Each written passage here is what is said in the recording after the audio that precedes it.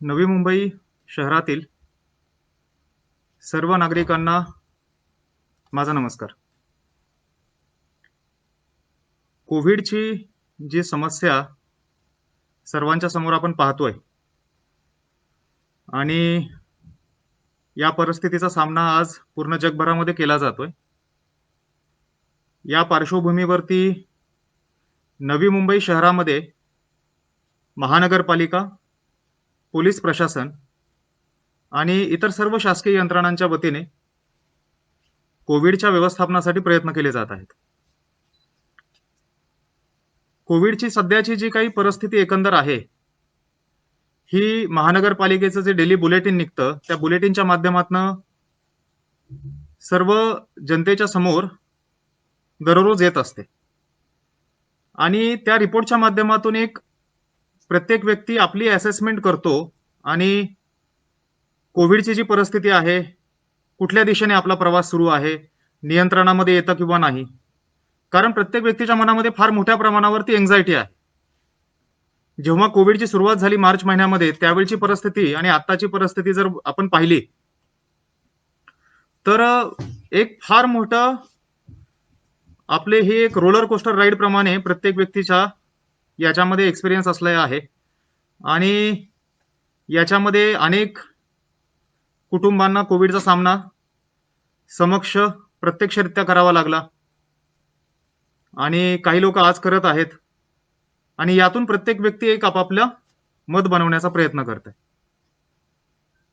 Facebook लाईव्हच्या माध्यमातून आज साधारणतः कोविडची नवी मुंबई महानगरपालिका कार्यक्षेत्रातली परिस्थिती काय आहे, आत्तापर्यंतचा आपला या प्रयत्न कसा राहिलेला आहे आणि आज रोजी कोणत्या गोष्टी आहेत ज्या गोष्टी आपण फोकस करणं गरजेचं आहे, जेणेकरून येणाऱ्या काळामध्ये आपल्याला या लवकरात लवकर समस्येतनं बाहेर कसं पडता येईल, याच्यासाठी आज हा आपण जनसंवाद या ठिकाणी आयोजित केलेला आहे.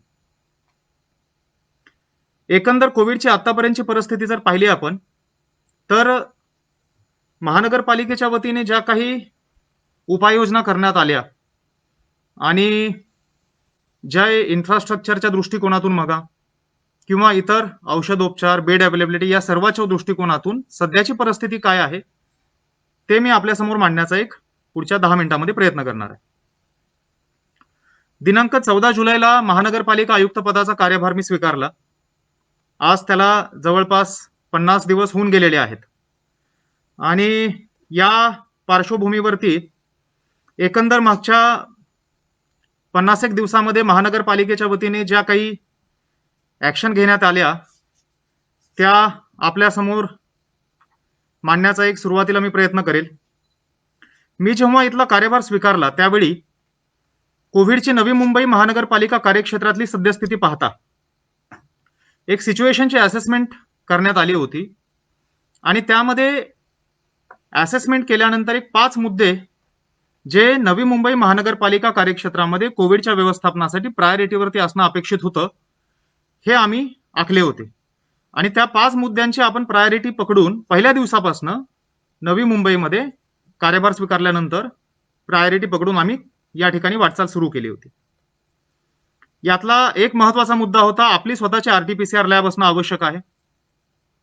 कारण एक जनरल अनुभव असा त्यापर्यंत आला होता की आरटीपीसीआर टेस्टसाठी जेव्हा सॅम्पल दिलं जातं प्रायव्हेट लॅबकडे, त्यावेळी टर्न अराउंड टाइम हा 5 ते 7 दिवसांपर्यंत होता आणि बऱ्याच वेळी 5 ते 7 दिवसाचा turn around time is too much.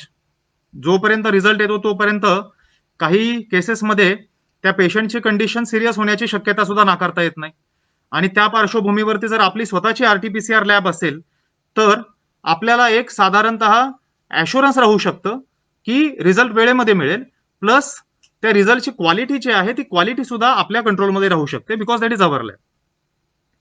ही एक प्रायोरिटी आम्ही ठरवली होती.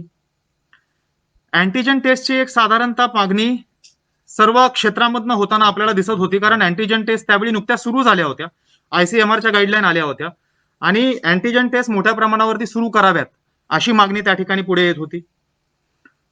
ओव्हरऑल टेस्टिंग कॅपॅसिटी जर आपल्या शहराचा विचार केला तर आपल्याला टेस्टिंग कॅपॅसिटी वाढवण्यासाठी मोठा स्कोप आहे हे आपल्याला जाणवत होतं आणि त्या दृष्टिकोनातून टेस्टिंग कॅपॅसिटी वाढवण्याच्या दृष्टिकोनातून एक साधारणतः जनमत होतं. मला आठवतं की 15 तारखेला जी प्रेस कॉन्फरन्स मी घेतली होती त्यामध्ये सुद्धा या पद्धतीचे प्रश्न काही आपले पत्रकार मित्र आहेत त्यांच्या बाजूने उपस्थित करण्यात आले होते की आपली टेस्टिंग कॅपॅसिटी वाढणं गरजेचं आहे. कोविड व्यवस्थापनातला एक सगळ्यात महत्वाचा भाग म्हणजे बेडची उपलब्धता. बिकॉज जेव्हा तो पेशंट सिम्प्टोमॅटिक बनतो आणि त्याला जर दवाखान्यात ऍडमिट करण्याची वेळ येते किंवा आयसोलेट करण्याची वेळ येते त्यावेळी आपल्याकडे पुरेशा संख्येने बेड्स उपलब्ध आहेत किंवा नाहीत याच्या बाबतीने एक असेसमेंट करून आपल्याला प्रिपरेशन अशा पद्धतीने करणं गरजेचं आहे की आपण कुठल्याही इव्हेंच्युअलिटीला सामना करण्यासाठी तयार असलो पाहिजे. त्या दृष्टिकोनातून प्रयत्न होणं गरजेचं होतं. आणि सर्वात महत्वाचा मुद्दा डेथ रेट, ज्याला CFR म्हणतो आपण, केस फॅटॅलिटी रेट. तो डेथ रेटचा जो मुद्दा आहे तो आपल्या शहरामधला एकंदर कन्फर्म पॉझिटिव्ह केसेस पाहिल्या त्याच्या अगेन्स्ट ज्या डेथ रिपोर्ट होत आहेत त्याचा डेथ रेट हा राज्याच्या डेथ रेट सोबत कम्पॅरेबल आहे का, देशाच्या डेथ रेट सोबत कम्पॅरेबल आहे का, आणि ओव्हरऑल जर जगभराचा आपण अनुभव बघितला विविध देशांचा तर कोविडमध्ये होणाऱ्या डेथमध्ये CFR किती रिपोर्ट होतो आणि त्याच्याशी कम्पॅरिझन करता आपण are we going in a right direction and if not what corrective measure can be taken, या पद्धतीने त्या ठिकाणी अभ्यास होणं गरजेचं होतं. ही 5 आम्ही एक साधारणतः उद्दिष्ट होती जी स्वतःला घातली होती आणि immediately right from first day त्याची अंमलबजावणी करण्याचा या ठिकाणी प्रयत्न करण्यात आला.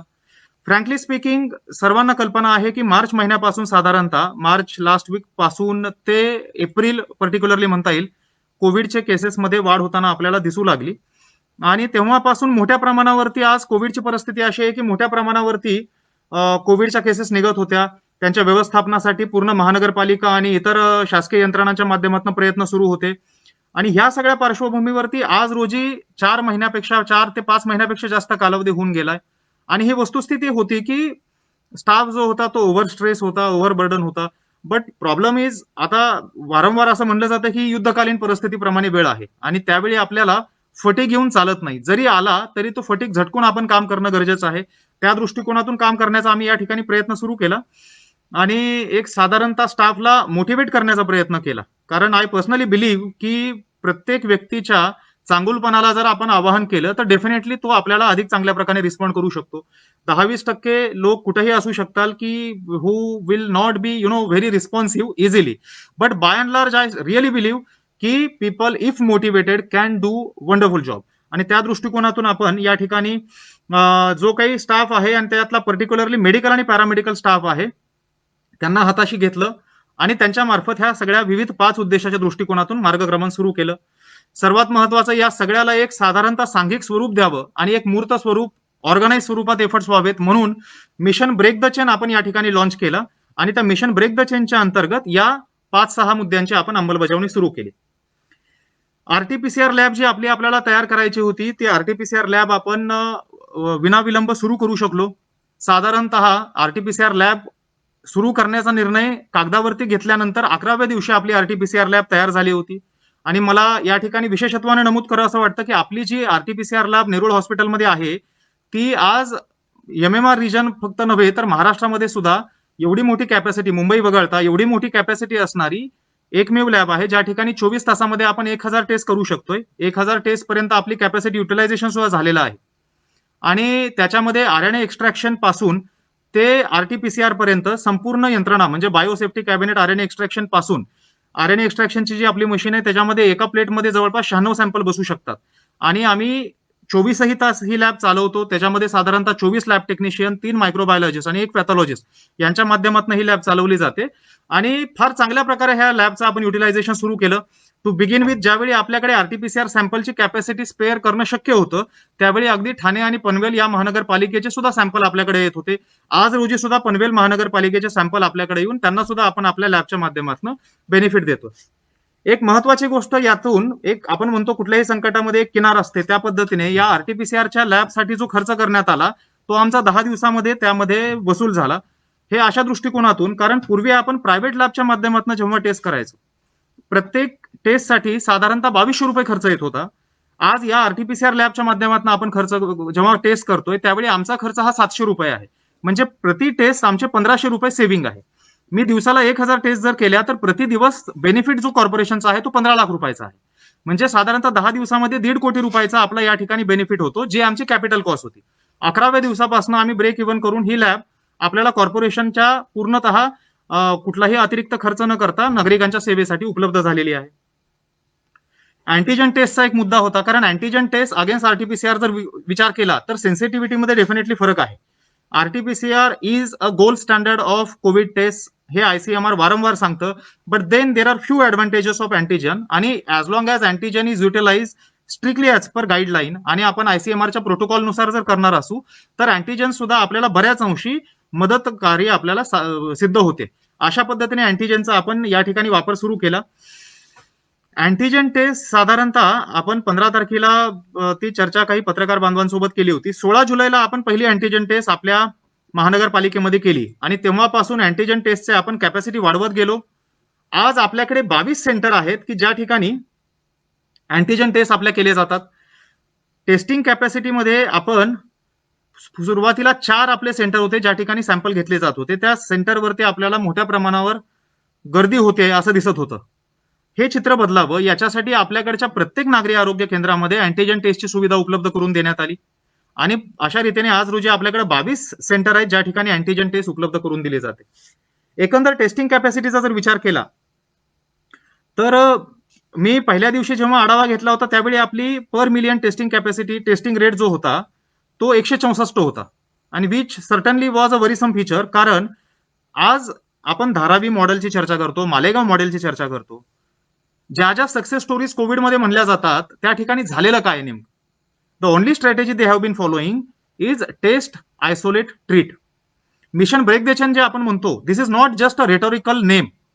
Mission break the chain is about testing, early identification, isolating and treating the patient, so that जास्तीत जास्त टेस्ट कराव्यात, लवकरात लवकर पेशंट आपल्याला आयसोलेट करता यावा आणि त्याला आयसोलेट करून ट्रीटमेंट दिल्यानंतर पुढच्या ज्या इव्हेंच्युअलिटी किंवा कॉम्प्लिकेशन आहेत ते आपल्याला कशा पद्धतीने टाळता येतील हे करण्याकडे आपला भर आहे.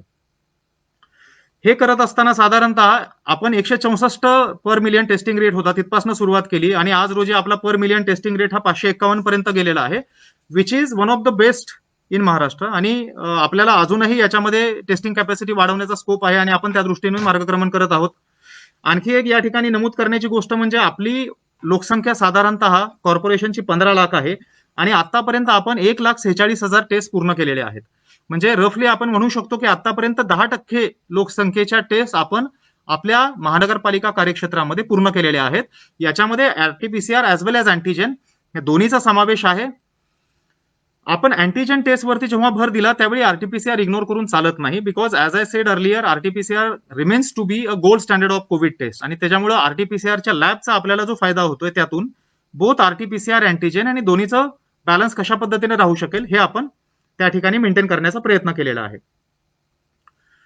एक मागच्या 1.5 महिन्यामधली कोविडची जर परिस्थिती आपण पाहिली तर आपल्याला साधारणतः असं जाणवेल की एकंदर कोविडचा प्रवास हा पूर्वी स्लम एरियामध्ये मोठ्या प्रमाणावरती कोविडच्या केसेस आपल्याला सापडत होत्या, परंतु आताची परिस्थिती अशी आहे की स्लमच्या व्यतिरिक्त स्लमच्या बाहेर सुद्धा, म्हणजे आता एक अशी परिस्थिती आली आहे की स्लम एरियामध्ये आज रोजी हार्डली डेथ्स रिपोर्ट होतात आणि ऍक्टिव्ह केसेसची संख्या सुद्धा अत्यंत मर्यादित आहे. आता कोविडचा स्प्रेड जो आहे तो सोसायटीमध्ये एरियामध्ये आहे, हाय राईज एरियामध्ये सोसायटी स्प्रेड होतो. आणि त्याच्यामध्ये एक ऑब्झर्वेशन आमच्या असं निदर्शनास आलं की आपले जे 22 अँटीजन टेस्टचे सेंटर आहेत किंवा प्रायव्हेट जे टेस्टिंग आहे या सगळ्याचा विचार जरी केला तरी सोसायटीतले लोक हे बाहेर निघत नाहीत टेस्टिंग करण्यासाठी आणि त्या दृष्टिकोनातून त्यांना अर्ली डिटेक्शनसाठी उद्युक्त जर करायचं असेल तर त्याच्यासाठी एक प्रयत्न करण्यात आला आणि आपण mobile antigen test van launch केल्या आणि 34 मोबाईल अँटीजन टेस्ट व्हॅनच्या माध्यमातून सोसायटीमध्ये जाऊन आपण टेस्टिंग सुरू केली आणि त्यातून आपली टेस्टिंग कॅपॅसिटी वाढवण्याचा प्रयत्न सुरू केला आणि याला सुद्धा नागरिकांनी फार चांगल्या प्रकारे रिस्पॉन्ड केलेला आहे. आपण विविध सोसायट्यांमध्ये जातोय, तिथे जाऊन लोकांना आवाहन करतोय, त्या सोसायटीमधील जे सिनियर सिटीजन आणि कोमॉर्बिड व्यक्ती असेल त्यांना आपण आवाहन करतो आणि त्यांच्या अँटीजन टेस्ट किंवा RTPCR which ever is require as per guideline ती करतो, जेणेकरून अर्ली डिटेक्शनसाठी मदत होते. जेव्हा आपण नवी मुंबई कार्यक्षेत्रातील कोविडचा विचार करतो त्यावेळी एक आपल्यासाठी काळजीची गोष्ट आहे एपीएमसी, कारण एपीएमसी मध्ये डेलीचा फुटफॉल जो आहे तो 50,000 पेक्षा जास्त आहे आणि जेव्हा एवढ्या मोठ्या प्रमाणावरती जी महाराष्ट्रातली सगळ्यात मोठी एपीएमसी आहे, जर एवढ्या मोठ्या प्रमाणावरती आपल्याकडे फुटफॉल होतो आणि महाराष्ट्रभरातनं या ठिकाणी लोक येतात डेली बेसिसवर आणि ते आपल्याला बंद करता येणं पण शक्य नाही, अशा वेळी आपण फक्त बघ्याची भूमिका घेणं योग्य नाही. त्या ठिकाणी जे गाड्यांची आवक जावक आहे ती स्टॅगर्ड पद्धतीने होणं, सोशल डिस्टन्सिंग फॉलो होते किंवा नाही पाहणं, याच्यासोबतच त्या लोकांची डेली बेसिसवर मोठ्या प्रमाणावर टेस्टिंग होणं गरजेचं आहे, जेणेकरून जर त्यांच्यापैकी कुणी पॉझिटिव्ह असेल, त्यांच्यापैकी कुणी सुपर स्प्रेडर असेल, त्याला आपण इमिडिएटली आयसोलेट करू शकतो आणि त्याला आयसोलेट केल्यामुळे त्याच्यापासून होणारी जी पुढची लिंक आहे की पुढची चेन आहे ती पण आपल्याला ब्रेक करता येईल. अशा पद्धतीने आपण या विचारातून एपीएमसीला टेस्टिंग सेंटर सुरू केलं. पहिल्यांदा आपण ते दिवसाचं सेंटर सुरू केलं. त्यानंतर असं लक्षात आलं की आपलं कांदा बटाटा मार्केट हे सकाळी सुरू होतं. मग आपण सकाळी 6 वाजता टेस्टिंग सेंटर सुरू केलं. त्याच्यानंतर लक्षात आलं की भाजीपाला मार्केट जे आहे ते रात्री सुरू होतं आपलं. रात्री 10च्या नंतर त्या ठिकाणी 8 ते 10 हजाराची गर्दी होते. मग आपण रात्रीचं सुद्धा टेस्टिंग सेंटर त्या ठिकाणी सुरू केलं. अशा रीतीने एपीएमसी मध्ये वेगवेगळ्या वेळी आपण टेस्टिंग करण्याचा प्रयत्न करतोय, ज्यातून जास्तीत जास्त लोकांची टेस्टिंग डेली बेसिसवर व्हावी आणि त्यांनाही आपल्याला आयसोलेट करता येणं शक्य आहे. एक आणखी महत्वाचा मुद्दा जो नागरिकांसाठी फार एक सायकोलॉजिकल त्यांना थोडं ॲश्युरन्स देण्याचा असू शकतो, तो आहे बेड अवेलेबिलिटीचा. कारण प्रत्येक नागरिकाच्या आपण कितीही प्रिकॉशन घेतली तरी सुद्धा अननोईंगली कधीही आपल्याला कल्पना नाही की व्हायरसचं इन्फेक्शन होऊ शकतं आणि suppose somebody turns positive, somebody develop symptom, अशा वेळी जर त्याला रुग्णालयात दाखल करण्याची वेळ आली तर आपल्याकडे सफिशियंट बेड्स अवेलेबल आहेत का, हा एक फार महत्वाचा प्रश्न वारंवार उपस्थित केला जातो. कोविडच्या बेडचं व्यवस्थापन जर बघितलं तर 2 बेड्स आपल्यासाठी फार महत्वाचे आहेत. त्याच्यामध्ये आहे ऑक्सिजन बेड ॲज वेल ॲज आयसीयू बेड. ऑक्सिजन बेडच्या उपलब्धतेसाठी आपण मोठ्या प्रमाणावर प्रयत्न सुरू केले. आयसीयू बेड एक साधारणतः कोविडचं गणित असं आहे की 100 पेशंट जर पॉझिटिव्ह निघाले तर साधारणतः 5 पेशंटसाठी आयसीयू बेडची गरज लागू शकेल. 100 पेशंट जर पॉझिटिव्ह निघाले तर 20 पेशंटसाठी आपल्याला हॉस्पिटलायझेशनची गरज पडू शकते. आणि oxygen is like a life line in patient management with respect to COVID. जर त्या पेशंटला योग्य वेळी आपण ऑक्सिजन देऊ शकलो तर पुढचे सगळे कॉम्प्लिकेशन टाळून अगदी तो पेशंट आयसीयू पर्यंत जाण्यापासून सुद्धा आपण अवॉइड करू शकतो. आणि त्याच्यामुळे सगळ्यात महत्वाचं इंटरव्हेन्शन जर कोविडच्या व्यवस्थापनात कुठलं असेल तर ती ऑक्सिजन बेडची अवेलेबिलिटी हे आहे. आणि या दृष्टिकोनातून ऑक्सिजन बेडची अवेलेबिलिटी जर बघितली आपण तर ऑक्सिजन बेड आपण अवेलेबल जास्तीत जास्त करण्याकडे भर दिला. साधारणतः 500 आपल्याकडे ऑक्सिजन बेड अवेलेबल होते आणि 500 बेडच्या माध्यमातून आपण लोकांना ऑक्सिजन बेडची उपलब्धता करून देण्याचा प्रयत्न करत होतो. परंतु ज्या दिवशी मी चार्ज घेतला त्या दिवशी 3800 आपल्याकडे ऍक्टिव्ह पेशंट होते. 3800 ऍक्टिव्ह पेशंटच्या तुलनेमध्ये 500 ऑक्सिजनच्या बेडच्या बाबतीमध्ये आपल्याला दिसत होतं की बऱ्याच अंशी आपल्याला ऑक्सिजन बेडमध्ये वाढ करणं गरजेचं आहे. आणि एक सिस्टमॅटिक प्लॅन आखून तिथून पुढे आपण जास्तीत जास्त ऑक्सिजन बेड वाढवण्याचा प्रयत्न सुरू केला. आणि आज रोजी आपल्याकडे सर्व ऑक्सिजन बेडचा विचार केला तर 2266 आपल्याकडे ऑक्सिजन बेड हे नवी मुंबई महानगरपालिका कार्यक्षेत्रामध्ये अवेलेबल आहेत. आणि यातले मॅक्झिमम ऑक्सिजन बेड हे नवी मुंबई महानगरपालिकेच्या अखत्यारीत आहेत. म्हणजे हे फक्त प्रायव्हेट हॉस्पिटलमधली संख्या नव्हे तर जी काही नेट ऍडिशन मागच्या 50 दिवसामध्ये केलेली आहे त्या नेट ऍडिशन पैकी more than 80 or 90% of net addition is done by corporation in their own facility. आणि त्या माध्यमातून आपण आज रोजी 500 ऑक्सिजन बेड आपले सिडको एक्झिबिशन सेंटरमध्ये आहेत आणि उरलेले 600 ऑक्सिजन बेडचं काम आपण आता त्वरित सुरू करतोय, जेणेकरून ते पुढच्या 10-1 दिवसामध्ये पूर्ण करता येईल. जे झाल्यानंतर 1100 ही बेड सिडको एक्झिबिशन सेंटरचे आपल्याला ऑक्सिजनवरती कन्वर्ट करता येतील. त्याच्यानंतर राधास्वामी सत्संगमध्ये आणि एक्सपोर्ट हाऊस आणि एमजीएम सांडपाडा ह्या 3 फॅसिलिटीचा विचार केला तर आपल्याकडे 1003 ऑक्सिजनचे बेड वापरासाठी आज रेडी आहेत आणि एक्सपोर्ट हाऊसला आपण आता ऍडमिशन सुद्धा सुरू केलेले आहेत. अशा रीतीने एकंदर ऑक्सिजन बेडची अवेलेबिलिटी मोठ्या प्रमाणावरती वाढवण्याचा आपण प्रयत्न केला. आणि आज रोजी I am very the position as far as oxygen bed availability is concern is not that worrisome. कारण ऑक्सिजन बेडची ऑक्युपन्सी जी आहे आज रोजीची ती 55% आहे. म्हणजे ऑलमोस्ट 45% और more than 45% oxygen beds are still vacant. आज रोजी कुठलाही पेशंट ज्याला ऑक्सिजनची गरज आहे त्याला बेड मिळणार नाही असं होणार नाही. प्लस असा कुणालाही जर बेडच्या अवेलेबिलिटीमध्ये जर आपल्याला बऱ्याच वेळी फक्त बेडची अवेलेबिलिटी महत्वाची नाही तर बेडची अवेलेबिलिटी परवडणाऱ्या दरात महत्वाची आहे. आणि त्यामुळे कॉर्पोरेशनची फॅसिलिटीमध्ये आपल्याला वृद्धिंगत करणं गरजेचं आहे. त्यामुळे आपण कॉर्पोरेशनची कॅपॅसिटी ऑक्सिजन बेडची एवढी वाढवलेली आहे की ज्या पेशंटला प्रायव्हेट हॉस्पिटलला जाणं परवडत नाही त्याला जाण्याची वेळ येणार नाही. आपण आपले बेड अवेलेबल करून देतो. पण फक्त ऑक्सिजन बेडवरतीच आपलं संपूर्ण गरज भागत नाही. आपण मगाशी बोललो की 5% पेशंट साधारणतः क्रिटिकल बनतात आणि त्यांना आपल्याला आयसीयू बेडची उपलब्धता अलॉंग विथ व्हेंटिलेटर द्यावी लागते. आयसीयू बेडची occupancy to begin with was around 90 to 95%, which was a really worrisome feature. आणि आयसीयू बेडच्या उपलब्धतेमध्ये अनेक अडचणी आपल्याला त्या ठिकाणी दिसत होत्या आणि डेली बेसिसवरती नागरिकांना सुद्धा कल्पना आहे की बऱ्याच वेळी आपल्या पेशंटला मुंबईला शिफ्ट करणं वगैरे अशा पद्धतीने वेळ येत होती. त्याच्यामध्ये सुद्धा एक सिग्निफिकंट ऍडिशन करण्याचा महानगरपालिकेच्या वतीने आपण प्रयत्न केला आणि ह्याच्यामध्ये खासगी रुग्णालयांना सुद्धा आपण आवाहन केलं की त्यांनीही त्यांच्या कॅपॅसिटीज वाढवाव्यात. या सर्व ऍक्टिव्हिटीमधून आज रोजी म्हणजे आपली साधारणतः 203 ऑक्सिजनचे आयसीयूचे बेड अवेलेबल होते. त्या 203 पासून आज रोजीची आपली आयसीयू बेडची अवेलेबिलिटी जी आहे ती 335 आहे. म्हणजे 335 पर्यंत आज आपण ऑक्सिजनचे आयसीयूचे बेड वाढवलेले आहेत. याच्यामध्ये पुढच्या 15 ते 20 दिवसामध्ये 100 बेडची ऍडिशन होणार आहे, जे आपलं काम सध्या सुरू आहे. म्हणजे आपली आणि त्याच्या व्यतिरिक्त अजून 75 बेडचं सिडको एक्झिबिशन सेंटरचं काम सुरू आहे, जे पुढच्या साधारणतः 25 दिवसामध्ये अवेलेबल होईल. म्हणजे पुढच्या 20 ते 30 दिवसामध्ये the net addition of 175 ICU beds आणि प्रत्येक 100 आयसीयू बेडच्या मागे 40 व्हेंटिलेटरची आपल्याला गरज असते. Necessary number of ventilator will also be made available. म्हणजे 175 आयसीयू बेड्स आणि 40%च्या अनुषंगाने साधारणतः आपल्याला 60 किंवा जेवढे व्हेंटिलेटर लागतील तेवढे व्हेंटिलेटरचे ऍडिशन पुढच्या 25 ते 30 दिवसामध्ये याच्यामध्ये होईल. आज रोजी आपल्याकडे आयसीयू बेड 335 आणि व्हेंटिलेटर 131 अवेलेबल आहेत आणि हे नागरिकांच्या सेवेमध्ये आहेत. याच्यासोबतच हे आयसीयू बेड जे आहेत याच्यामध्ये फक्त प्रायव्हेट हॉस्पिटलचे आयसीयू बेड नव्हे, तर डी.वाय. पाटील हॉस्पिटल सोबत जे आपण अग्रीमेंट केलं त्यातून डी.वाय. पाटील मध्ये 200 बेडची आयसीयूची फॅसिलिटी फक्त कॉर्पोरेशनसाठी, ज्याच्यामध्ये नागरिकांना 1 रुपयाही खर्च करण्याची गरज पडणार नाही. All expenditure will be borne by corporation, अशी फॅसिलिटी आपण सुरू केली. त्यातले 100 आयसीयू बेड आणि 40 व्हेंटिलेटर आज रोजी रुग्णसेवेमध्ये अवेलेबल आहेत. उरलेले 100 आणि 40 व्हेंटिलेटर पुढच्या 15 ते 20 दिवसात अवेलेबल होतात. ही साधारणतः बेड अवेलेबिलिटीची परिस्थिती आहे. एक तरी सुद्धा हे बोलत असतानाच जो विचार माझ्या मनात येतो की वारंवार मला नागरिकांचे मेसेज, फोन किंवा लोकप्रतिनिधींच्या मार्फत जो फीडबॅक मिळायचा की ठीक आहे तुम्ही सांगता हे सगळं खरं आहे, पण हे तुम्हाला माहिती आहे.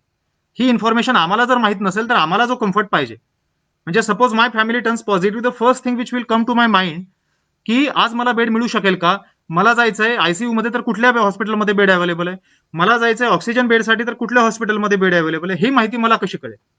याच्यासाठी एक आम्ही डॅशबोर्ड लॉन्च केला. NMMC हेल्थ फॅसिलिटीज.com म्हणून एक पोर्टल लॉन्च केलं. रिअल टाइम अपडेटेड डॅशबोर्ड तो आहे. त्याच्यावरती आपले oxygen bed, ICU bed, ventilator आणि CCC फॅसिलिटी म्हणजे कोविड केअर सेंटरमध्ये साधा बेड असतो, तो एसिम्प्टोमॅटिक किंवा माइल्ड सिम्प्टमच्या पेशंटसाठी असतो. ह्या सगळ्या फॅसिलिटीजची माहिती, एकूण बेडची संख्या, ऑक्युपाईड बेड आणि व्हॅकंट बेड आणि दिवसातून दर 2 तासाला किंवा गरज पडली तर त्याच्यापेक्षा कमी फ्रिक्वेन्सीने पण ते अपडेट केली जाते. ही फॅसिलिटी नागरिकांच्या सेवेमध्ये उपलब्ध आहे आणि त्यामुळे आज रोजी आपल्याला कुठल्याही हॉस्पिटलमध्ये किती बेड अवेलेबल आहेत हे डायरेक्ट त्या पोर्टलच्या माध्यमातून कळू शकतं.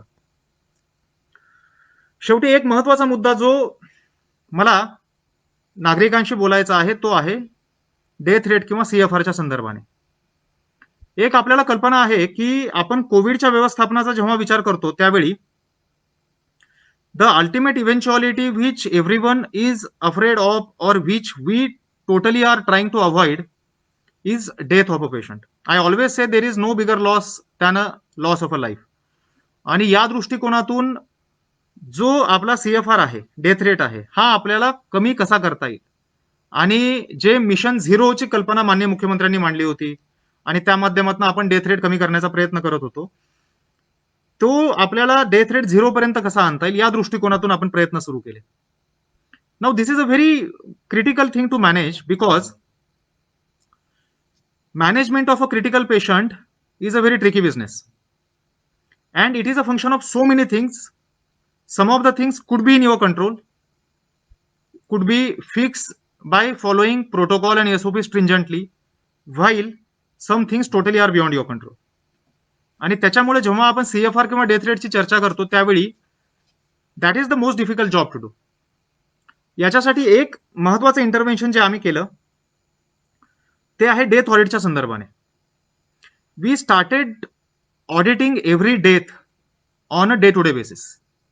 every death which is reported on any particular day is audited in the presence of commissioner and in the presence of all medical officers, all nodal officers of private hospital, as well as specialists of government as well as private hospitals on every day. We hold a meeting of all medical officers and all the specialists from 7 to 10 o'clock in the evening through online video app, आणि त्या मीटिंगच्या माध्यमातून आपण एक death audit करण्याचा प्रयत्न करतो आणि त्याची टाइमलाईन जी आहे ती पूर्ण समजून घेण्याचा प्रयत्न करतो. या ऑडिट करण्याचा उद्देश हा आहे की which where the areas where a timely intervention could have affected the result in that particular case, आणि तो ऍक्शन पॉईंट नोंद करून तो आपण भविष्यातल्या केसेसच्या बाबतीत आणि आज रोजी जे पेशंट क्रिटिकल आहेत त्यांच्या बाबतीमध्ये आपण कसा अंमलबजावणीमध्ये आणू शकतो हे साधारणतः पाहण्याचा हा प्रयत्न आहे. याच्यामध्ये असा अनुभव साधारण आला, डेथ ऑडिटचा जर विचार केला तर डेली बेसिसवरती साधारणतः it's been more than 40 days now we are doing it without missing a single day, आणि अनेक ऑब्झर्वेशन, अनेक आय ओपनर्स आम्हाला त्यातून मिळाले. त्यातले काही ऑब्झर्वेशन मी आपल्याशी शेअर करणार आहे. That is the real intention of today's programme through which I wanted to interact with people. एक महत्वाचं ऑब्झर्वेशन जे आहे ते म्हणजे 80 to 90% deaths are being reported among either 50 plus population or comorbid patients. So we know who is at a greater risk. I'm not saying that every patient who is a 50 plus or who is comorbid is going to be critical and is going to face this situation. हे त्याचं conclusion नाही आहे. परंतु ज्या deaths report होतात त्याचा analysis केल्यानंतर असं दिसतं ते 80 to 90% पेशंट्स ज्यांची डेथ झालेली आहे ते इधर 50 प्लस आहेत किंवा आणि ते कोमॉर्बिड आहे. कोमॉर्बिडिटी म्हणजे काय, तर कोमॉर्बिडिटीमध्ये साधारणतः सगळ्यात मोस्ट प्रॉमिनंटली ऑब्झर्व केलेली कोमॉर्बिडिटी जी आहे ती आहे diabetes, hypertension, kidney disease, heart disease. त्याच्यामध्ये सुद्धा डायबेटीज, हायपरटेन्शन आणि किडनी डिसीज ही मोस्ट ऑब्झर्व कोमॉर्बिडिटी. मग याच्यात आम्हाला साधारणतः आढळणाऱ्या गोष्टी कुठल्या? डेथ रिपोर्ट झाल्यानंतर आपण त्याचं ऑडिट कसं करतो, ज्या हॉस्पिटलमध्ये डेथ रिपोर्ट झाली त्या हॉस्पिटलने त्याचं ऑडिट सादर करायचं की या तारखेला पेशंट ऍडमिट झाला आणि ज्या दिवशी डेथ झाली तोपर्यंत त्या पेशंटची प्रोग्रेशन कशी झाली, तो पेशंट रेफर झाला होता दुसऱ्या हॉस्पिटलमधनं, तिथनं रेफर करताना कंडिशन कशी होती, त्या हॉस्पिटलने कुठली ट्रीटमेंट दिली होती, त्याच्यामध्ये काय इंटरव्हेन्शन करणं पॉसिबल होतं. त्याच्यापूर्वी मग व्हर्बल ऑटोप्सी केली जाते मेडिकल ऑफिसरकडनं नागरी आरोग्य केंद्राच्या. तो मेडिकल ऑफिसरकडनं पाहिलं जातं की त्याची साधारणतः सिम्पटम केव्हा डेव्हलप झाले, त्याला प्रॉपर टेस्ट वेळेत करता आली किंवा नाही, आणि अजून काही त्याच्यामध्ये अडचणी होत्या, आणि त्याच्या आधारावरती एक ओव्हरऑल टाइम लाईन लक्षात घेऊन असं कुठलं इंटरव्हेन्शन त्या पर्टिक्युलर केसमध्ये करता आलं असतं ज्याने आपल्याला तो एंड रिझल्ट बदलता आला असता, जो आपण बाकी केसेसमध्ये काळजी घेऊ शकतो. तर एक ऑब्झर्वेशन याच्यामध्ये असं दिसून येत आहे की बऱ्याच केसेसमध्ये लोक अंगावरती आजार काढतात. साधारणतः एक कोविड मधलं क्रिटिकल पेशंटच्या बाबतीमधलं ऑब्झर्वेशन आहे की जर कोमॉर्बिड पेशंट असेल, सिनियर सिटीजन असेल, आणि जर त्याने सिम्पटम डेव्हलप झाल्यापासून 3-4 दिवस जरी उशीर केला टेस्ट करण्यासाठी आणि हॉस्पिटलमध्ये दाखल होण्यासाठी, तर बऱ्याच केसेसमध्ये त्याचं सॅच्युरेशन एवढा ड्रॉप होतो आणि परिस्थिती एवढी खराब होते की तिथून पुढे हॉस्पिटलमध्ये ती परिस्थिती रिव्हाइव्ह करणं फार चॅलेंजिंग होतं. हायपॉक्सिया जी एक मेडिकल टर्म आहे जी आपण कोविडच्या बाबतीमध्ये समजून घेतो. सी, कोविडचा व्हायरस आहे हा virus mostly kills through lungs, आणि लंग्सची कॅपॅसिटी अफेक्ट झाल्यामुळं त्या व्यक्तीला ब्रेथलेसनेस डेव्हलप होतो. पण कोविडचा जे बाबत एक फार अशी सेलिब्रेटेड टर्म आहे which we despite not being doctors आपण वारंवार ती ऐकत राहतो, ती आहे सायलेंट किंवा हॅपी हायपॉक्सिया. म्हणजे काय, जेव्हा रक्तामधलं ऑक्सिजनचं प्रमाण कमी होतं त्यावेळी लॉजिकली त्या व्यक्तीला ब्रेथलेसनेस डेव्हलप झाला पाहिजे. पण कोविडच्या बाबतीत असं होतं की त्याला ब्रेथलेसनेस इमिडिएट डेव्हलप होत नाही, त्याला ते सिम्पटम इमिडिएटली डेव्हलप होत नाहीत.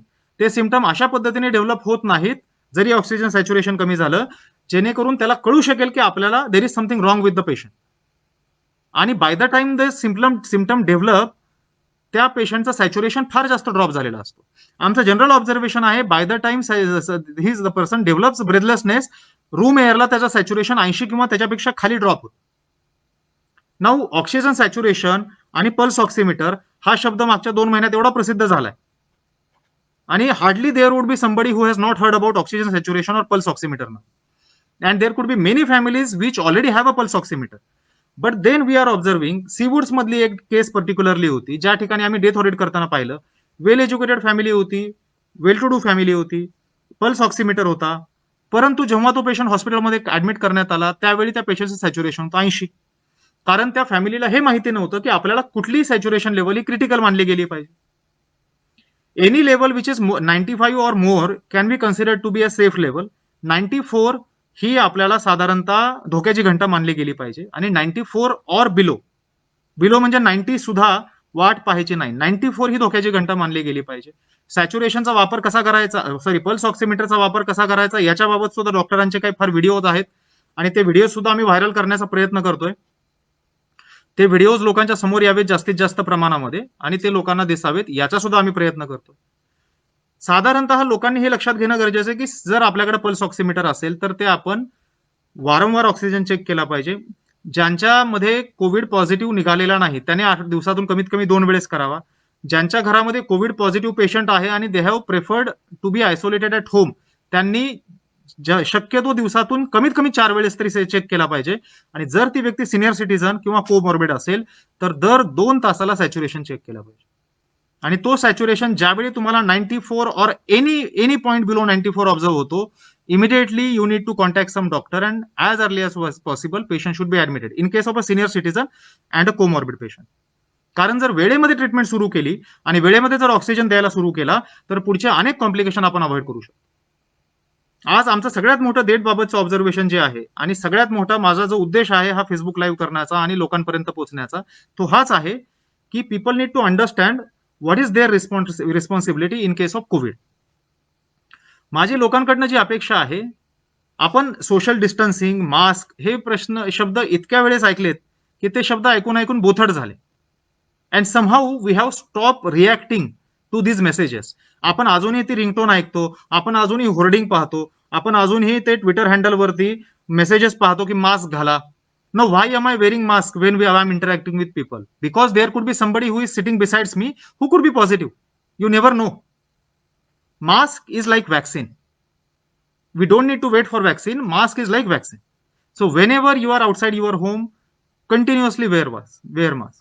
फक्त माझा मित्राचा आहे, माझ्या परिचयाचाच आहे, ह्याला तर काहीच झालेलं नाही, याला तर सिम्पटम नाहीत, एसिम्प्टोमॅटिक व्यक्ती स्प्रेड करत नाही, मी तर एकदम यंग आहे, मी दररोज 10 किलोमीटर पळतो, मी दररोज जिम करतो. There are so many misconceptions in the minds of people की मला कोविड काही करू शकणार नाही. And then we are seeing cases where even young people sometimes unfortunately are becoming critical.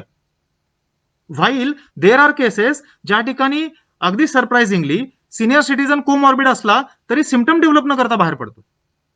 So nobody knows how anybody's body is going to react to the virus. त्यामुळे कुठल्याही मिसनॉमरमध्ये, कुठल्याही over कॉन्फिडन्समध्ये व्यक्तीने राहायला नाही पाहिजे. घाबरण्याची गरज नाही, but we need to understand the virus. मी पहिल्या दिवशीपासून सांगतो, we need to understand the virus and respond accordingly. So wearing mask is very important, social distancing is very important, not touching your face with your finger is very important. ह्या 2-3 गोष्टी केल्या तर आपण 90% risk कमी करतो. Unknowingly आपला हात कानाला, डोळ्याला, चेहऱ्याला लागू शकतो, पण अशी सवय लावायची की तो हात आपल्याला चेहऱ्याला लागता कामा नये. हे सवयीचा भाग बनू शकतो.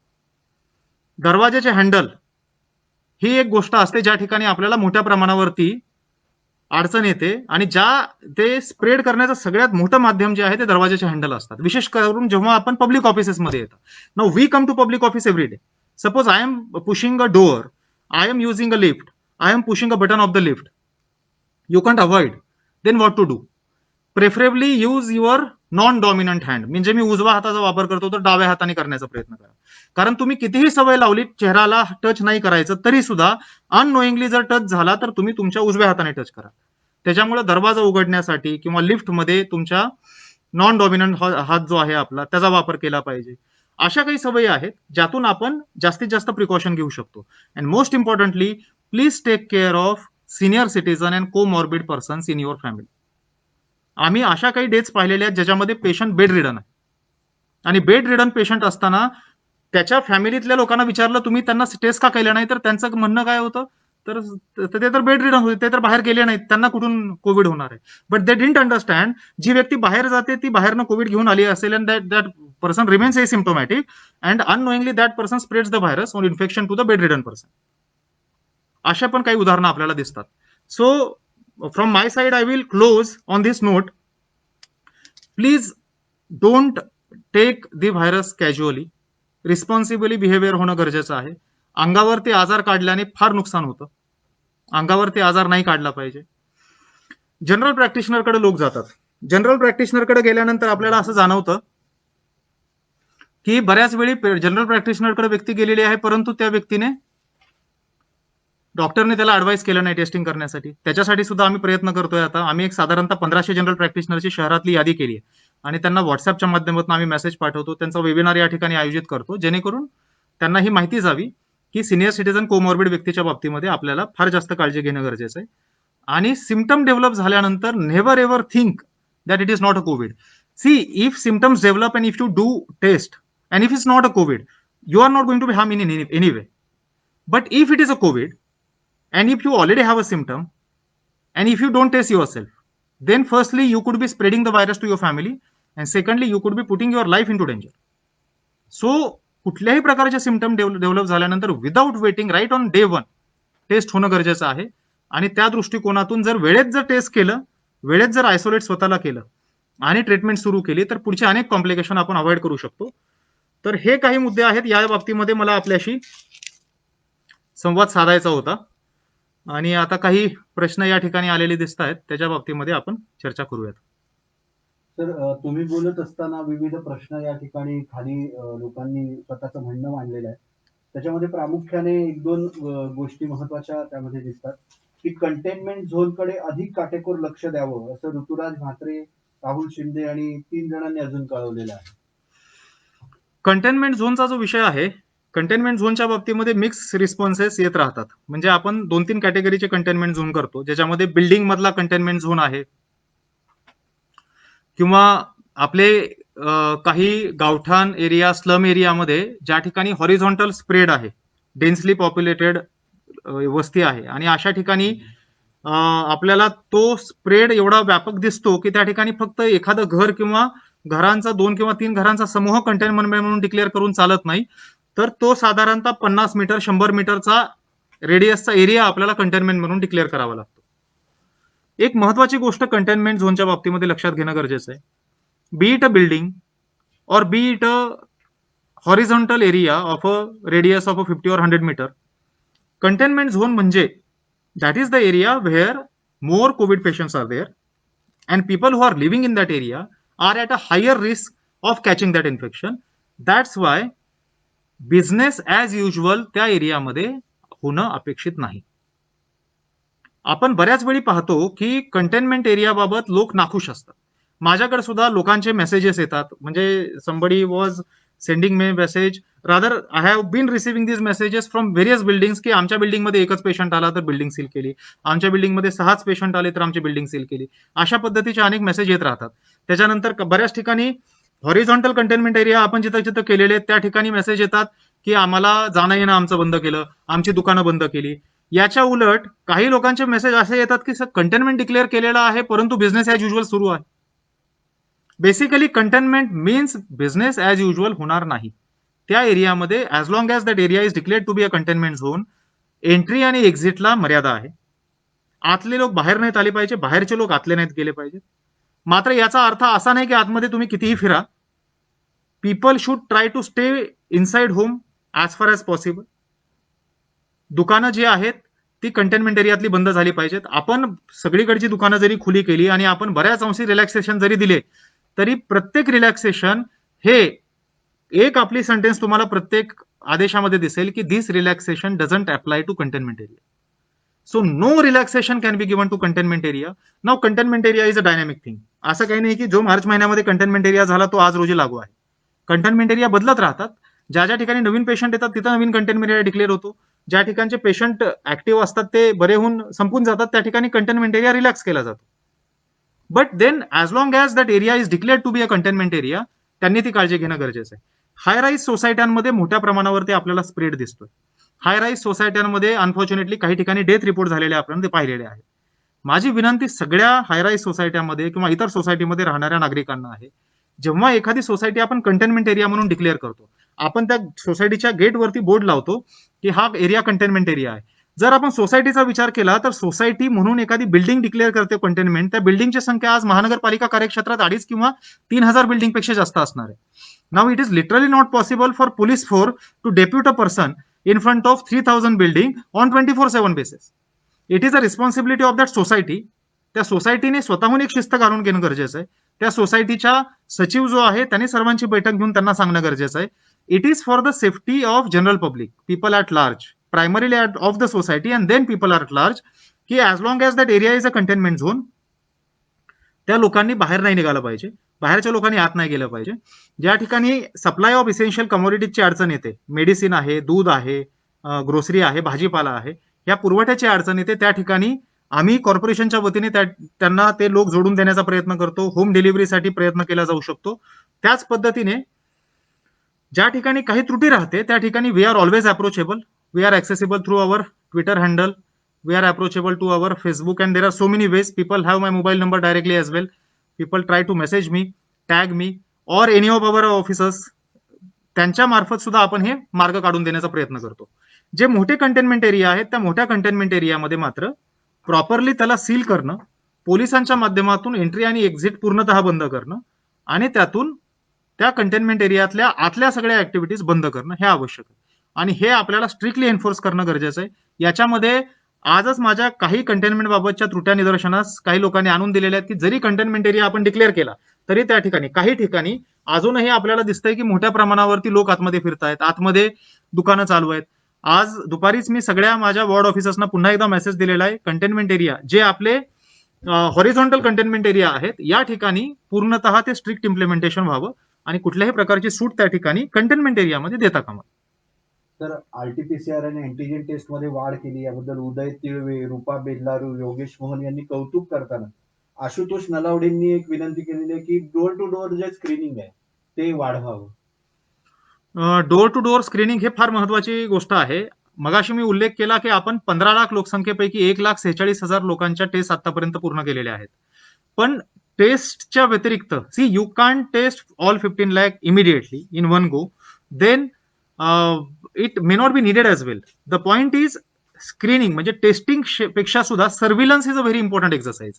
आणि त्याच्यामुळं some people have rightly observe that door to door testing is a very important exercise and it is a very important way of primary screening before the person is selected for testing.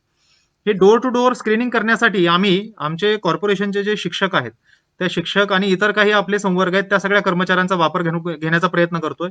त्याचबरोबर ज्या आपण सोसायट्यांमध्ये आता गाड्या पाठवतोय, ज्या 34 गाड्या आपण सुरू केल्या होत्या सोसायटीमध्ये पाठवतोय, त्याच्यामध्ये बीजेएसचे काही व्हॉलेंटियर आहेत आणि ह्या भारतीय जनसंघाच्या व्हॉलेंटियरच्या माध्यमातून ते करण्याचा प्रयत्न करतोय. याच्यामध्ये काही एनजीओज आहेत आपल्या शहरामधील, त्या एनजीओजने सुद्धा ऍक्टिव्हली आपल्याला पार्टिसिपेशन करणं सुरू केलेलं आहे आणि त्यांच्या माध्यमातून सुद्धा डोअर टू डोअर आपण ऍक्टिव्हिटीज सर्व्हिलन्सच्या सुरू केलेल्या आहेत. एक ऑब्झर्वेशन फक्त या ठिकाणी माझं असं आहे, कॉर्पोरेशनच्या बाबतीमध्ये जनरल पब्लिकची मानसिकता ही बऱ्याच वेळी निगेटिव्ह राहते आणि I many a times don't blame people for that because being the challenge is maybe we are catering to such a big population and then there are so many things which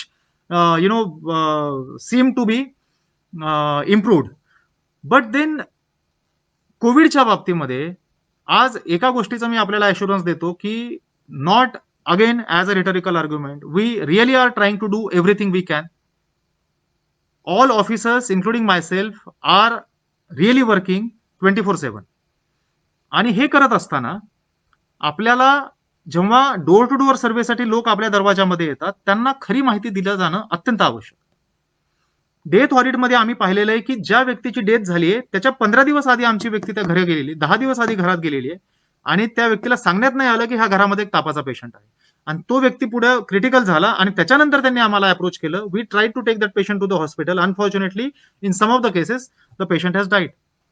so ही माहिती पण दिली जाणं तेवढंच गरजेचं आहे. When I say this, there are many families who are cooperating, who are totally giving all the information, but then every death which can be avoided must be avoided. आणि त्याच्यामुळे डोअर टू डोअर सर्व्हिलन्समध्ये आम्ही फार स्ट्रिंजंटली करणं गरजेचं आहे आणि ते आपण करण्याचा प्रयत्न करतोय. त्याच वेळी नागरिकांनी रिस्पॉन्ड करणं गरजेचं आहे. डोअर टू डोअर सर्व्हिलन्सच्या अनुषंगाने एक महत्वाचा मुद्दा, जेव्हा आपण डोअर टू डोअर सर्व्हिलन्सची चर्चा करतो त्यावेळी फिजिकली प्रत्येक घरात तर जातच आहोत आपण, पण त्याच्या व्यतिरिक्त आपण टेलिफोनिक कॉन्व्हर्सेशन म्हणजे टेलिफोन कॉलच्या माध्यमातून लोकांपर्यंत पोहोचण्याचा प्रयत्न करतोय. आम्ही आता कॉल सेंटर सुरू केलंय, त्या कॉल सेंटरच्या माध्यमातून डेली 5,000 कॉल आपण करतोय. साधारणतः 1,000 आपले होम आयसोलेटेड पेशंट असतील, त्या प्रत्येक होम आयसोलेटेड पेशंटला दिवसातून 2 कॉल गेले पाहिजेत. आणि दररोज कमीत कमी 3,000 सिनियर सिटीजन किंवा कोमॉर्बिड व्यक्ती असतील, ज्यांना एक तरी कॉल दिवसातनं गेला पाहिजे. दररोज 3,000 केले तर आज 3,000, उद्या 3 दुसरे, परवा 3 तिसरे, अशा पद्धतीने एका ठराविक फ्रिक्वेन्सीने प्रत्येक पेशंटला जर आपण रिपीटेड कॉल करत राहिलो, तर त्याच्यामध्ये काही पेशंटला काही लक्षणं असतील. बऱ्याच वेळी लोकांना आपण गृहीत धरतो की लोकांना सगळं माहिती आहे, but they still there could be few families who don't know की हे symptom can qualify to be a COVID symptom. एखाद्याला ब्रेथलेसनेस असतो, पण त्याला अस्थमा असल्यामुळे घरच्यांना वाटतं की अरे हा अस्थमा आहे. मग त्यांना वाटतं की कोविडची टेस्ट करायची किंवा नाही. तर ह्या टेलिफोनिक कॉलच्या माध्यमातून सुद्धा आता काही अंश आम्हाला ह्याच्यामध्ये फायदा होताना दिसतोय की we are in a position to catch that person early and we are in a position to reach that family early. तर मोहित पांडे आणि योगेश मोहन यांनी म्हटलेलं आहे की मास्क बाबतची लोक नियमच पाळत नाही, महापालिका कळकळीने सांगते तरी. आणि त्या दृष्टीने महापालिकेनं काही दंडात्मक कार्यवाही जास्त कठोर करावी. आणि नितीन वाघमारे म्हणतात की जी व्यक्ती घरी आयसोलेट आहे ते सुद्धा नियम पाळताना दिसत नाही, तर त्यावर काय कर. मास्कचा मुद्दा आपण जेवढा एम्फसाइज करू तेवढा कमी आहे. It really helps. Wearing a mask really helps आणि wearing a mask properly really helps. आणि त्याच्यामुळं त्याची एसओपी प्रॉपर फॉलो करून त्याचे काही आम्ही व्हिडिओज पण जे काही आपल्या डॉक्टरांनी बनवलेले आहेत ते आम्ही आमच्या सोशल मीडिया हँडलवरनं सर्क्युलेट करण्याचा प्रयत्न करतोय आणि ते पण लोकांनी पाहावेत. पण तरीही मला जसं 3 दिवसापूर्वी एका व्यक्तीचा फोन आला की मी वाशीमध्ये पर्टिक्युलर एका रेस्टॉरंटच्या समोर उभा आहे, ज्या ठिकाणी होम डिलिव्हरीसाठी रेस्टॉरंट सुरू आहे, परंतु मोठ्या प्रमाणावर गर्दी आहे आणि लोकांनी मास्क घातलेले नाही. मग आम्ही आमच्या लोकांना पाठवलं आणि त्या ठिकाणी खरंच तशी वस्तुस्थिती होती. मग दंड करावा लागला. आपण ज्या लोकांनी मास्क घातले नाही त्यांना दंड करतोय, परंतु ही वस्तुस्थिती आहे की ही दंड करण्याची कार्यवाही जी आहे ही अधिक चांगल्या प्रकारे आणि अजून जास्त होणं गरजेचं आहे. हे खेळ आपला काही अंशी चालूच राहणार आहे because when even though 80% when 80 or 90% people decide that all protocols आणि SOPs are to be stringently followed. 10% लोकांनी जरी आपल्याला ते फॉलो नाही करायचं असं ठरवलं तरी सुद्धा आपली रिस्क फार मोठी राहू शकते आणि त्यामुळे त्या लोकांना डील करण्यासाठी आपल्याला पिनल ऍक्शन घेत राहावी लागणार आहे. याच्यामध्ये आम्ही आता अजून एक धोरणात्मक निर्णय असा घेतोय की आता आपण आपला फक्त कॉर्पोरेशनचा जो एक्झिस्टिंग वॉर्ड लेवलचा स्टाफ आहे त्यांच्या माध्यमातून या ऍक्टिव्हिटीज करतोय की लोकांना दंड करणं वगैरे. परंतु आता कॉर्पोरेशनचे जे उपद्रव शोध पथक, ज्याला न्यूजन्स डिटेक्शन स्क्वॉड म्हणतो, हे न्यूजन्स डिटेक्शन स्क्वॉड किंवा एनडीएस एक डेडिकेटेड स्क्वॉड तयार करायचे आणि असे स्क्वॉड साधारणतः 100 किंवा 50 च्या संख्येने तयार करून ते पूर्ण शहरभर स्प्रेड करायचे आणि त्यांनी डेली बेसिसवरती मास्क न घातलेले आणि रस्त्यावरती थुंकणारे अशा लोकांना पकडून त्यांना दंडाची कारवाई सुरू करायची. हे एक धोरणात्मक निर्णय आम्ही घेतलेला आहे. याची अंमलबजावणी लवकरच सुरू करू. याच्यामध्ये माजी सैनिक लोकांना आम्ही घेतोय, ज्यांना थोडाफार मिलिटरीमध्ये काम केल्यामुळे डिसिप्लिन पण असतो. थोडं ते लोकांवरती त्या पद्धतीने थोडा त्यांचा वचक राहू पण शकतो. तर अशा ऍक्टिव्हिटी आम्ही करतो. But that point is well noted that more action need to be taken. आणि काही पॉझिटिव्ह किंवा आयसोलेट झालेल्या व्यक्ती पण डिसिप्लिन पाळत नाहीत, हे जे ऑब्झर्वेशन आहे. See again when I started taking review after I joined, I observed that 70% of the people were home isolated while 30% were institutionally isolated. Now because of bed upgradation, infrastructure upgradation, we have been able to turn around the situation. Today 70% are institutionally isolated while 30% are home isolated. Home isolation पूर्णतः बंद करणं पण शक्य नाही because that is the policy of the government. Whoever prefers to be home isolated and whoever has that facility at home should be given option of home isolation. But wherever we observe that person is not following proper SOP, then we can make it compulsory for that person to bring it to institutional facility. So आम्ही आमच्या बाजूने काळजी घेतो. नागरिकांना ज्या ठिकाणी जाणवेल की एखादी व्यक्ती घरी आयसोलेट झाली परंतु डिसिप्लिन फॉलो करत नाही, त्यांनी इमिडिएट आम्हाला अवगत करावं. We will take appropriate action against that person. कोविडकडे लक्ष देत असतानाच नॉन कोविड बाबतही अधिक चांगल्या सुविधा निर्माण कराव्यात असं राजू शिंदे, रवींद्र सावंत यांच्याकडनं सूचना आहे. नॉन कोविड पण डेफिनेटली गरजेचं आहे. मार्चमध्ये जेव्हा आपण कोविडच्या व्यवस्थापनाची सुरुवात केली त्यावेळी एव्हरीबडी वॉज होपिंग की मार्च आहे, मे पर्यंत संपेल. मे मध्ये म्हणत होते जुलैपर्यंत WHO रिपोर्ट आला संपेल. नाव जुलै आला, त्याच्यानंतर म्हणले सप्टेंबर पर्यंत संपेल. Now we are in September, we still are dealing with the issue. So maybe this is going to be a situation for a while, and we need to start learning to live with COVID by taking appropriate precautions. And then as a corporation, definitely we appreciate the fact that we need to start taking care of non-COVID issues as well, because there are so many non-COVID works which need to be given priority. आणि त्या पद्धतीने महानगरपालिकेचा पूर्ण staff आम्ही आता प्रयत्न करतोय. कोविडचे issue handle करतानाच आम्ही आता स्टाफ काही स्पेअर करायला सुरू केलेला आहे इमर्जन्सी नॉन कोविड वर्कसाठी. सध्या खड्ड्याच्या कंप्लेंट मोठ्या प्रमाणावरती येताना आपल्याला दिसत होत्या. त्यानंतर इतर काही इश्यूज होते. आरोग्याचा विचार केला तर कोविड वगळता डेंगू आणि इतर काही पेशंट रिपोर्ट होताना आपल्याला दिसत होते. तर ह्या सगळ्या गोष्टींवरती फोकस करायचं म्हणून नॉन कोविडचे जे काही इमर्जन्सी वर्क आहेत ते पण आपण सुरू केलेले आहेत आता. तर बेड्सच्या उपलब्धतेबाबत आयसीयू आणि व्हेंटिलेटर्सची उपलब्धता अजून वाढवावी यासाठी तुम्ही मगाशी सांगितलं, त्याच वेळी त्यांनी तो मुद्दा त्या ठिकाणी टाकला होता, तो फक्त नजरेत आणून देऊ इच्छितो. आणि डेथ रेट जो कमी होतोय, गेल्या जून मध्ये 3.15 होता, ऑगस्ट मध्ये 1.56 झालाय, उदय तिळवेंनी म्हटलं होतं.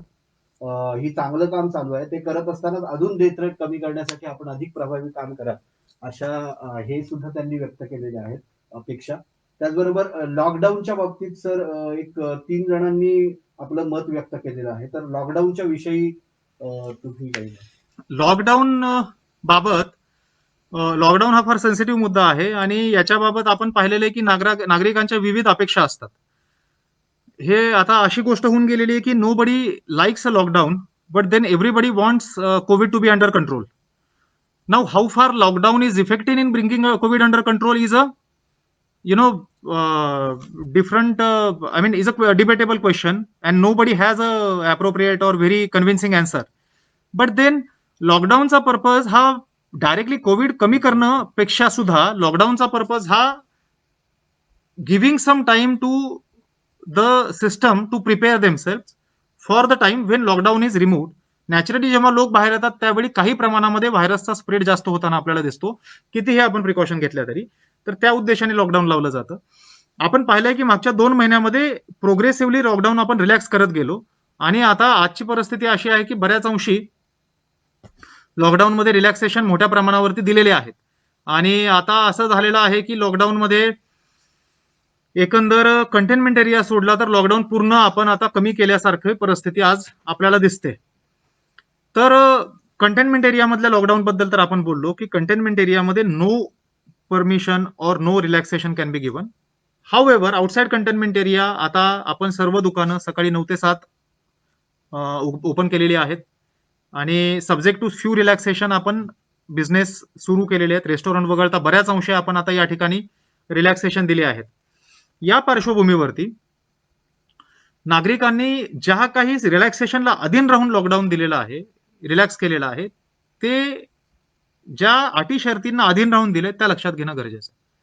आणि सेल्फ डिसिप्लिन फॉलो करणं अत्यंत आवश्यक आहे.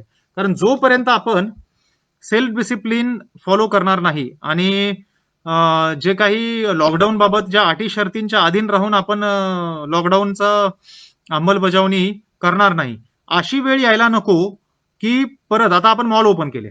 मागच्या महिन्यामध्ये आपण 5 ऑगस्टला मॉल ओपन केले आणि एका दिवसामध्ये मॉल आपल्याला बंद करावं लागले, बिकॉज MMR रिजनमध्ये मुंबई वगळता Navi Mumbai was the only corporation ज्या ठिकाणी मॉल ओपन केले होते. And on first day itself we observe people from Thane, Kalyan, Panvel, every side people were coming to Navi Mumbai. आणि जर सगळ्या भागातले लोक जर आपल्या मॉलमध्ये आले तर विकेंडला काय झालं असतं, नाही फार हाताबाहेर परिस्थिती जाऊ शकत होती. त्यामुळे एका दिवसामध्ये आपल्याला मॉल बंद करावं लागले.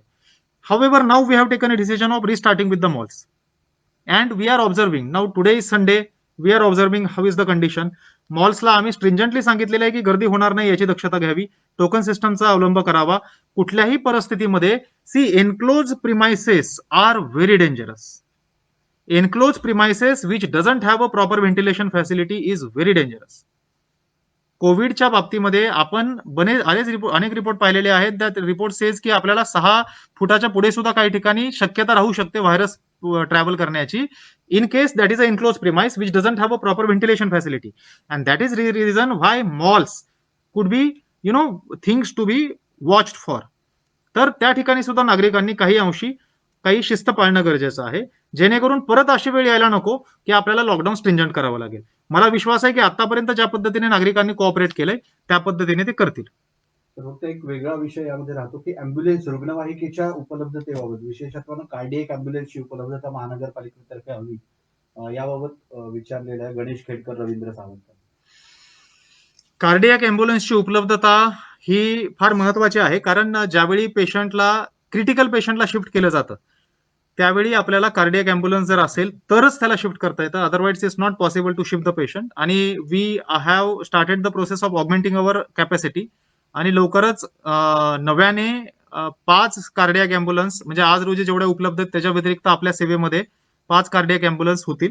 त्याचबरोबर एक्झिस्टिंग अँब्युलन्स सुद्धा आपण पूर्णतः 100% अँब्युलन्स हे ऑक्सिजनवरती कन्व्हर्ट करण्याची प्रक्रिया सुरू केलेली आहे, जेणेकरून काही ठिकाणी जरी तो patient is not very critical तरी सुद्धा त्याला शिफ्ट करताना आपण अशा पद्धतीने करणं गरजेचं आहे की त्याला प्रॉपर ऑक्सिजनची सुविधा अवेलेबल करून दिली जाते, आणि त्या ऑक्सिजनच्या आधारावरती तो ऑक्सिजनच्या सुविधेसह जर तो शिफ्ट केला तर पुढची बरेच कॉम्प्लिकेशन आपल्याला अवॉइड करता येतात, आणि अशा पद्धतीने आपण तो पेशंट शिफ्ट करणं गरजेचं आहे. So this point is also well taken, आणि कार्डियाक अँब्युलन्सची आपण कॅपॅसिटी डेफिनेटली येत्या 10 ते 15 दिवसामध्ये जास्तीत जास्त वाढवण्याचा प्रयत्न करतो.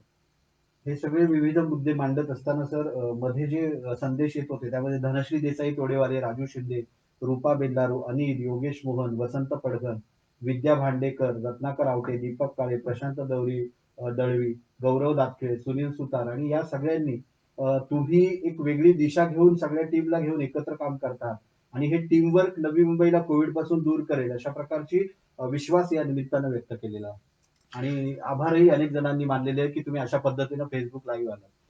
I would like to end by again, flagging 2-3 issues at the cost of repetition. तुम्ही वारंवार अनेक जे माननीय मंत्री आहेत, माननीय लोकप्रतिनिधी आहेत आणि अनेक अधिकारी यापूर्वी सुद्धा फक्त नवी मुंबई नव्हे तर संपूर्ण महाराष्ट्रामध्ये फेसबुक लाईव्हच्या माध्यमातून, टीव्ही चॅनलच्या माध्यमातून लोकांना आवाहन करताना पाहिलं असेल. And many a times people believe की what is the reason why people these people keep saying की लोकांनी हे करणं गरजेचं आहे, ते करणं गरजेचं आहे. Now when it is your responsibility, why you asking us to do something?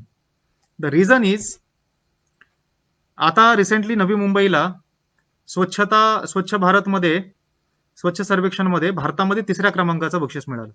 So Navi Mumbai officially has been declared to be 3rd cleanest city in India. पण याचं बॅकग्राऊंड जे होतं, मागचे 3-4 वर्ष जे काम या ठिकाणी होत होतं, या सगळ्याचा परिपाक म्हणून, आणि सगळ्यात महत्वाचं लोकांचं पार्टिसिपेशन त्या पद्धतीने असल्यामुळे आपण इथपर्यंत येऊ शकलो. मागच्या वर्षीचं जे स्वच्छ भारत मधली स्लोगन होती, नवी मुंबई कॉर्पोरेशनने ज्या स्लोगनच्या आधारे आपण ते पूर्ण कॅम्पेन राबवण्याचा प्रयत्न केला, ती स्लोगन होती, माझा कचरा माझी जबाबदारी, माय गार्बेज माय रिस्पॉन्सिबिलिटी. जेव्हा आपण या भावनेतनं काम करतो त्यावेळी आपल्याला ऍज अ समूह, म्हणजे ऍज अ कम्युनिटी आपल्याला चांगला रिझल्ट देता येतो. COVID is a very very big crisis against humanity. This crisis is not limited to one city, one state, one country. Whole world is facing COVID. मात्र त्यावेळी आपण definitely आपल्याला safe ठेवू शकतो, आपल्या फॅमिलीला सेफ ठेवू शकतो, आपले कलिग्स, आपली सोसायटी यांना सेफ ठेवू शकतो. But then the fight start from you. हे कोविड योद्धा ह्या ज्या टर्म्स आपण ऐकतो, दिस अगेन हे काय फक्त पब्लिसिटीसाठी कुणी केलेलं आहे असं नाही. I have seen many doctor, many police officers, many corporation officers are risking their own lives, risking their families' lives as well in order to serve people. There could be so many problems with government system. So many problems with government system. I never claim perfection. But then this crisis is taken in a right stride by administration. We are definitely trying to do everything we can. But then it doesn't end there. Unless every citizen of Navi Mumbai decide to participate and do their bit, आपल्याला याच्यामध्ये यश येणार नाही. मला अपेक्षा आहे की आतापर्यंत जो रिस्पॉन्स नागरिकांनी दर्शवला, मी वारंवार म्हणत असतो की सेल्फ डिसिप्लिन पाळणं गरजेचं आहे. मास्क शिवाय मी बाहेर जाणार नाही, अत्यंत आवश्यक असेल तरच बाहेर जाईल. माझ्या घरातील सिनियर सिटीजन, लहान मुलं जे आहेत, कोमॉर्बिड व्यक्ती आहे, त्यांची मी काळजी घेईल. माझ्या कुटुंबाव्यतिरिक्त माझी सोसायटी, माझे कलिग्स यांच्यामध्ये राईट मेसेजेसचा स्प्रेड करेल, अफवांपासून सर्वांना दूर ठेवण्याचा प्रयत्न करेल. आणि अशा पद्धतीने जेव्हा आपण कोविडचा लढा देण्याचं ठरवू आणि सर्वजण प्रयत्नशील राहू, मला विश्वास आहे की आपण डेफिनेटली यातून बाहेर पडण्याचा प्रयत्न करू. I think is done. तर एक परत त्यांनी म्हटलंय की कृपया हा एक प्रश्न विचारा की प्रायव्हेट हॉस्पिटलमध्ये आयसीयू बेड्स उपलब्ध होत नाहीत, ते जरा उपलब्ध करून देण्यासाठी ठीक. प्रयत्न करा. राहुल शिंदेचा हे काय प्रश्न. झालं?